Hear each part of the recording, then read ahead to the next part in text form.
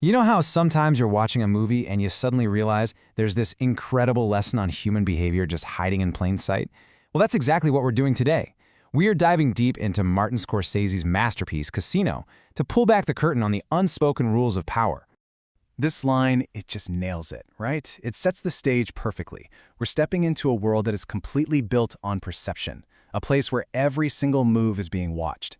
It's a high-stakes game for sure, but the real action isn't at the poker tables. The real game is about who has the influence and how they manage it. All right, so at the heart of this whole thing is our main guy, Ace Rothstein. And this man is a genuine genius when it comes to running a casino. He's so good, he's the guy the mob bosses send in when they need a job done perfectly, no questions asked. And this right here reveals the key power dynamic. See, on the casino floor, Ace has all the power in the world, but he's not the ultimate power. He was sent there by his bosses. He's the one running the show day to day, but he always answers to them. This brings us to the absolute core of our story today. Ace's job came with a very clear set of instructions, but the single most important rule, well, that one wasn't written down anywhere. It was unspoken, a hidden directive that would literally make or break him.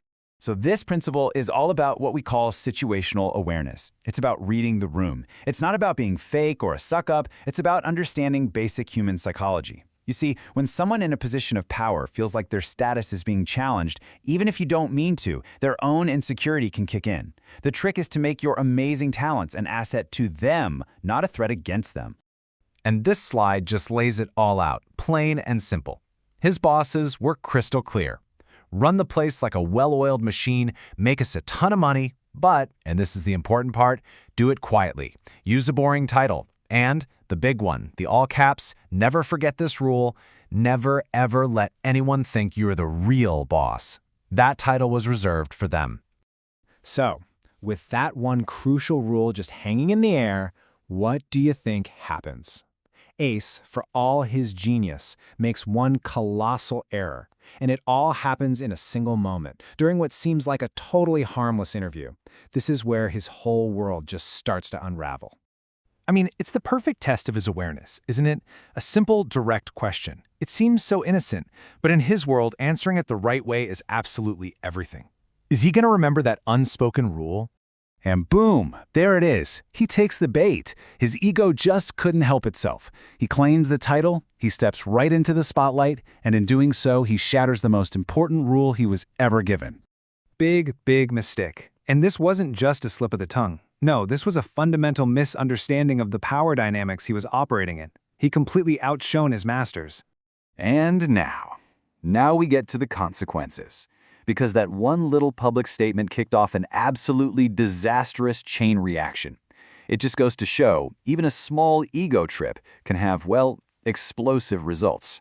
Let's just trace how this went down. Step 1. The interview puts a huge target on his back. Step 2. All that unwanted attention brings the Nevada Gaming Commission sniffing around. And finally, Step 3. The pressure cooker explodes, quite literally, with a car bomb that almost kills him. You can draw a straight line from his ego right to that disaster. Okay, I know what you're thinking. A near-fatal car bomb is probably a bit extreme for your average Tuesday at the office. But this is the moment where the movie becomes a mirror for our own lives. The stakes are obviously different, but that fundamental psychology, the stuff about power, status, and insecurity, oh, that's universal. This is where we learn how to read the room in our own careers. Because the reality is, we all run into people in authority, managers, clients, senior executives who, whether they know it or not, feel threatened by new ideas or by someone who's really talented. And it's not always malicious. A lot of times it's just this deep-seated fear of being overshadowed, and that insecurity can lead them to subtly shut you down. So, at the end of the day, you have a choice. You can go the Ace Rothstein route, grab the spotlight, ignore the unspoken rules, and basically dare people to have a defensive reaction. Or you can take a much savvier, more diplomatic approach. You can use your talents to make your superiors look good, operate with social intelligence, and turn people who could be rivals into allies. So here's your toolkit for this kind of stuff. First, always stay diplomatic. Second, be slow to criticize. Try to understand where people are coming from before you demand they understand you. And in really tense situations, remember this great phrase, be stingy with your words. Sometimes the smartest move is to let your work do the talking.